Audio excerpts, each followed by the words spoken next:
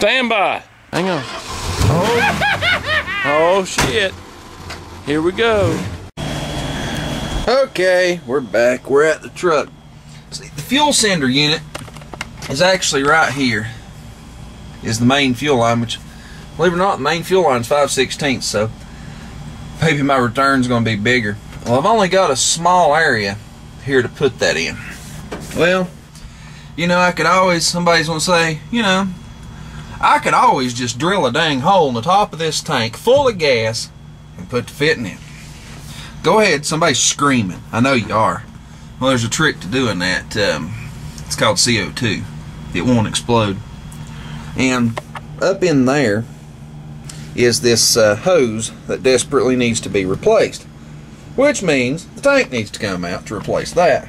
So, you know, that's an option. Well, the next step I'm going to do is walk back in here and get a tape measure, because, boys and girls, we may put it in the tank after all. So, anyway, bear with me. We'll be back in a minute. Okay, we're back.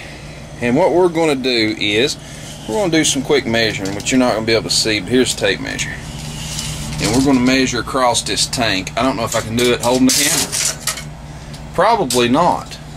Anyway, through the miracles of science, I guess I'll tell you in a minute. Hang on. Okay, it's like 53 1/4 long, it's like 16 tall, and it's like 7 deep. Let's take a little field trip.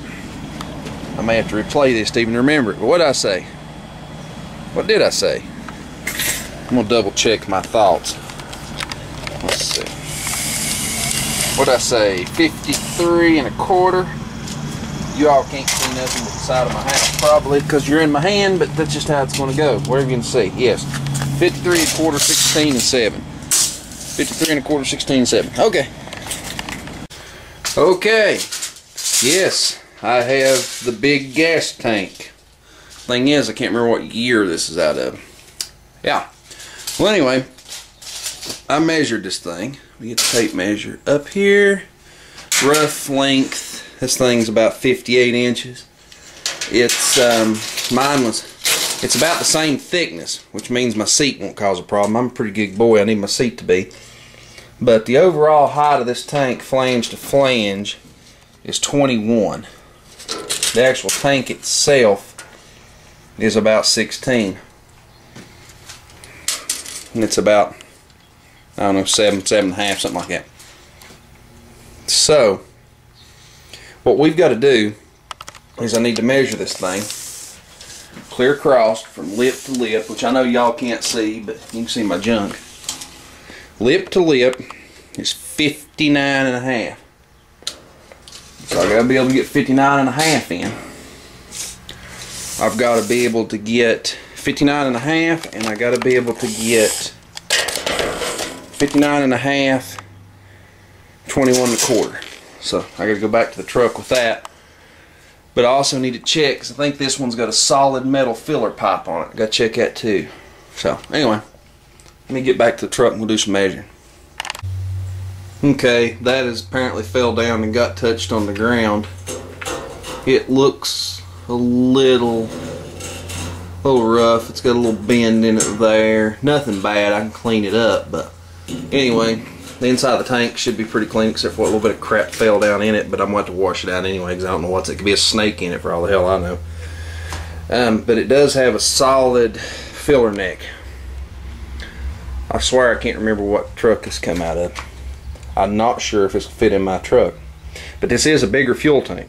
I think this may have come out of about a 70 model truck. So I'm going to do some research. I don't know if this angle of this spout is right. It may be wrong. I don't know.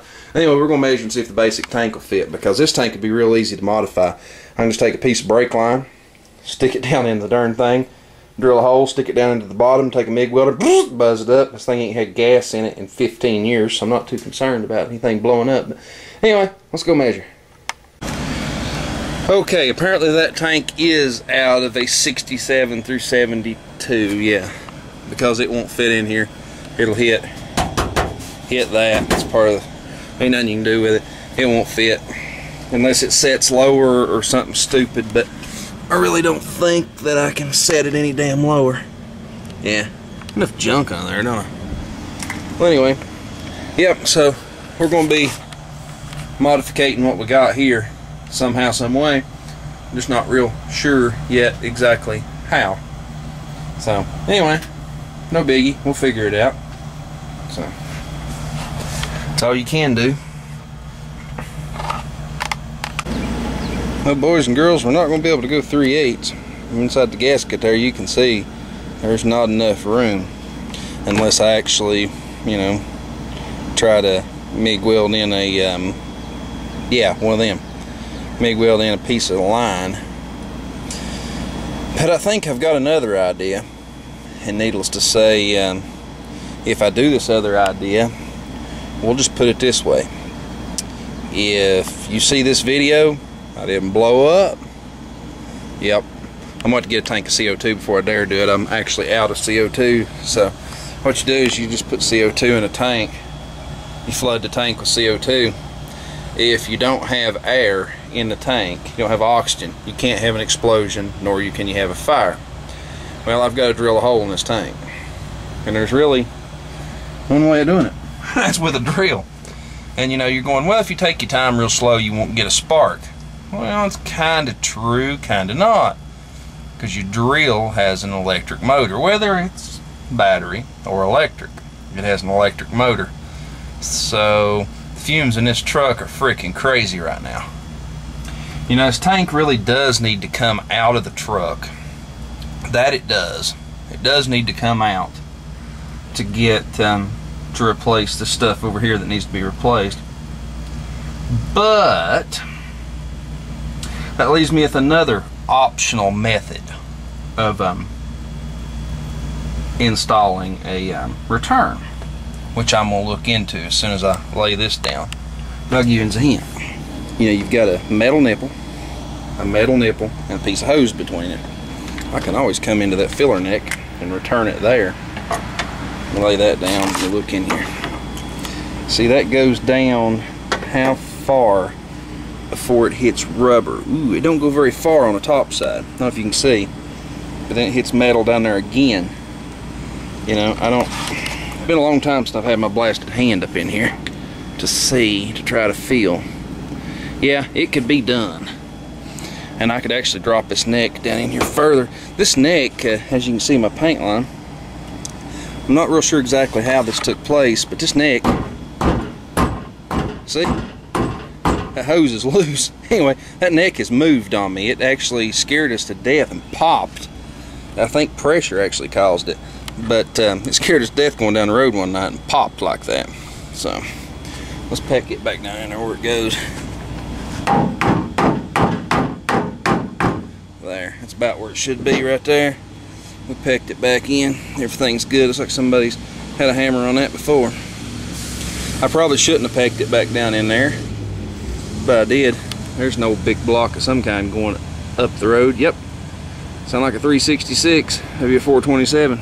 It's pulling right along. But anyway, we're back to the drawing board. I may just pull this damn tank out. I've got gas cans. I've got a siphoning hose. I can get 90% of the gas out of it. I think that's what I'll do. I'm just going to pull this tank. Like I said, I need to replace this crap over here anyway. I think I'm just going to pull this damn tank out of this truck. I think that's what I'm going to do. Then I can modify it however the hell I want to. Yeah, just drill a hole in it and be done with it. You know, I could always do the JB weld method or something stupid like that for put the line through and just JB weld it in place. I can do that. I don't say that I really want to, but I can. I've got options. I don't know. We'll figure it out. There's got to be a way of doing this. It's just a matter of figuring it out. I'm thinking if I drill a hole and use, well, socket brass, see, I could use that. See, I could also screw a fitting of a brake line, probably thread it into the actual tank. I could do that. I don't know. I've got a bunch of options and I don't know which one to use. I've really got to think about this. Well, it'd really be nice if I could use fuel hose down in the tank, but you know that ain't a good idea. It don't work. It'll eat it from the outside in. But I don't know. I'm gonna think about it. I'll figure it out. Well, boys and girls, here's what we've done. We've ripped the fuel tank out. as you can probably tell that I've done this. Anyway, the neighbors where the truck's parked, y'all know it's sitting beside my building. The neighbors are literally having a cookout in their freaking backyard right in front of the truck basically. So I'm not going to go outside, but I'm going to show you what I've done. Yeah, I know my soldering skills are a bit lacking. It's in there and it's sealed up. The problem is this pipe is lead dipped. As you can see where it blisters, it's partially lead. You can't really tell, but anyway, and I had lead-free solder, so you can see right here where it buckled. It's but it's not on the inside. It's lead dipped. That's so it'll actually seal into the tubes and stuff. Everything's lead. You know, lead didn't kill you back then. Well, anyway, the whole thing is this is going to be at the top, and you're going to put your fuel nozzle in, and you're going to feel. But that's also going to be your return line. It may be too long yet. I've still got to figure that out. But the fuel nozzle always goes down to the bottom, so you know I'm not going to, you know, necessarily tear anything up. So I wanted it at a little bit of an angle, you know, so it wouldn't be rubbing against the rubber hose that connects it all together. But anyway, I'm gonna go put this in. I'll probably, just for good humor, I'm gonna put a hose on this. As much as I really didn't want to put a hose inside the cab, that's what I'm gonna have to do, because this has got to be movable. It's got to flex. So I'm gonna put a short piece of hose on it and then run hard line down through the floor. That's what I'm gonna do. I'm gonna put a short piece there, but there's a piece of flex line here anyway, so I'm not real concerned. But I am going to do most of it in rigid. But anyway, I'm going to put some Permatex seal or some silicone just around this. It's in there. Is it airtight? I don't know. There's no way of checking it.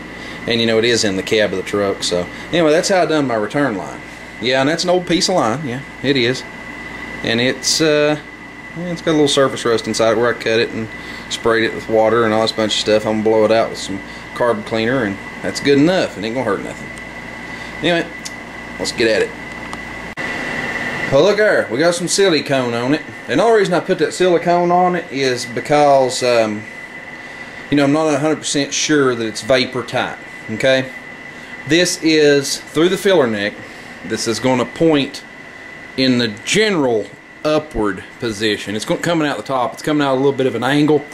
That wasn't actually planned. I wanted this to be straight, and I wanted that to be straight, but it's coming at an angle. This don't have to be straight. I can turn this. I could put that in there like that if I really wanted to, even though it's not right. It should be in like that or in like that. I would rather probably have put it in like that for ease, but y'all know the possibility of leakage if you do that. So we're going to turn it up. You've never got gas that high in the neck. If you do, you're stupid.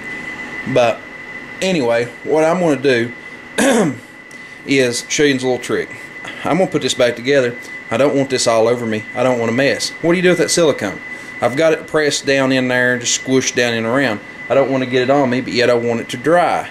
Well, silicone will cure as long as it's got air to it, some air to it, it will cure.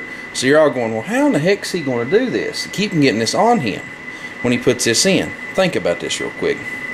I'm going to take masking tape, and I'm not going to tape like over it. I'll show you. I'm just going to kind of put a little tint around it, and it's not going to be sealed. It'll dry underneath it, and nobody will ever know it's there. Well, after a year or so, it'll probably just kind of, you know how masking tape does, it'll fall off and be behind the seat, but whatever. I'm going to tape this up. I'll show you. Okay, one tint. It's not sealed anywhere. It's really, you know, shoddily applied, but intentionally that way. You know, it can get air through here. There's lots of places it can get air, but I can handle this thing to an extent without getting slimy. You can pretty well do that with anything you silicone or glue, as far as that's concerned. If you got to glue something and the glue takes a little while, see, I didn't quite get it all covered, but anyway, whatever. Say the glue takes a little while to dry, but it's something you can go ahead and put back together. You can use masking tape, just cover it up. This works good like on, say you're putting something together, like two parts and bolting it, and you're going to put an anaerobic sealer in, which is that gooey tacky crap. You can stick it together, start a bolt on each side, just take masking tape and just wrap around it. Put the bolts in, tighten it all up, and then when you get done, you can peel the masking tape off. It works, you know. Masking tape's a handy thing, and that's just cheapo masking tape. We've got good masking tape laying around, but we're not going to use it. So anyway, let's get a little piece of hose on this and get this in the truck before dark. So I'm going to get the gas tank back in it and pour the gas back in, so I don't have to worry about somebody stealing my gas. It had a full tank. Yeah, I had a full tank of gas. I had to siphon it out. Woohoo!